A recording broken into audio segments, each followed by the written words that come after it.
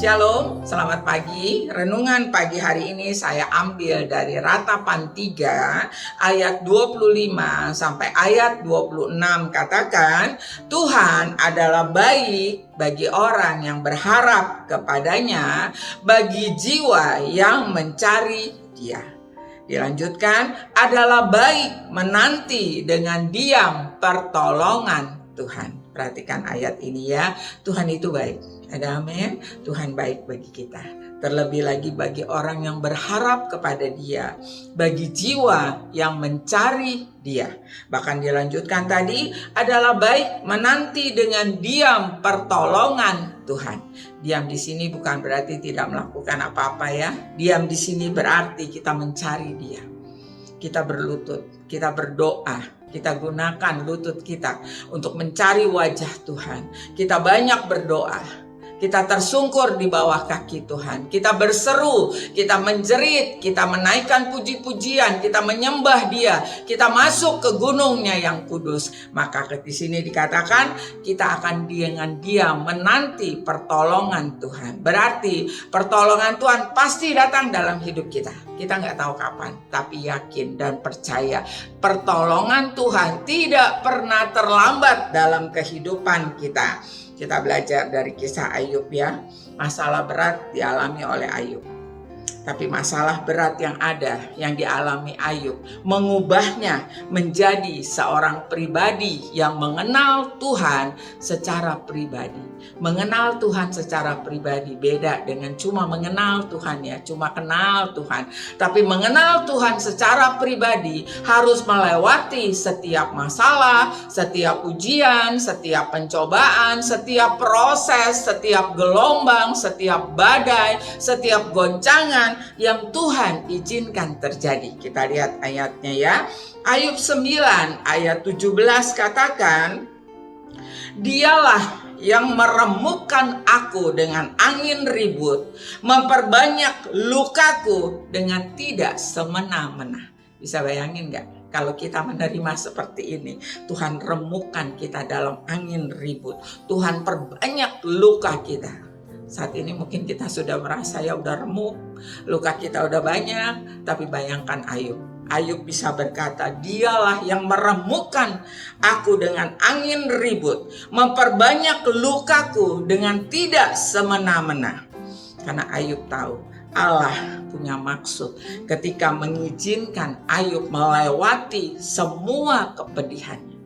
Kita juga pagi hari ini percaya ya, kalau hari ini kita mengalami kepedihan, kita mengalami masalah, kita mengalami goncangan, kita mengalami sesuatu hal yang tidak kita mengerti. Kenapa ini terjadi? Kenapa mesti saya Tuhan? Kapan ini berakhir? Ingat Ayub. Ingat kisah Ayub.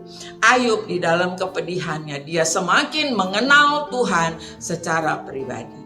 Tuhan juga pagi hari ini mau kita mengenal Dia secara pribadi sehingga Ayub bisa berkata, Ayub 23 ayat 10 sampai ayat 12 katakan, karena Ia tahu jalan hidupku. Seandainya Ia menguji aku akan timbul seperti emas.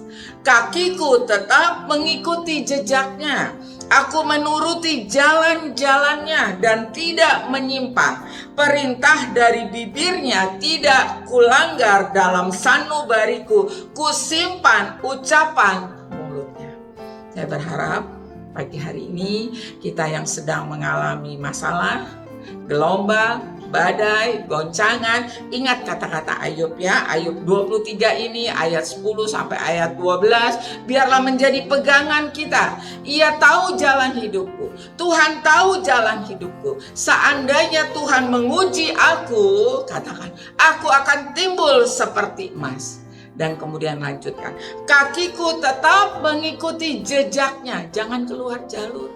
Jangan salah jalan, tetap mengikuti jejaknya. Dan katakan, aku menuruti jalan-jalannya. Jalan Tuhan tentunya ya. Aku tidak menyimpang. Perintah dari bibirnya tidak kulanggar. Jangan sampai melanggar perintah Tuhan ya. Dalam sanubariku kusimpan ucapan mulutnya. Intinya tetap taat.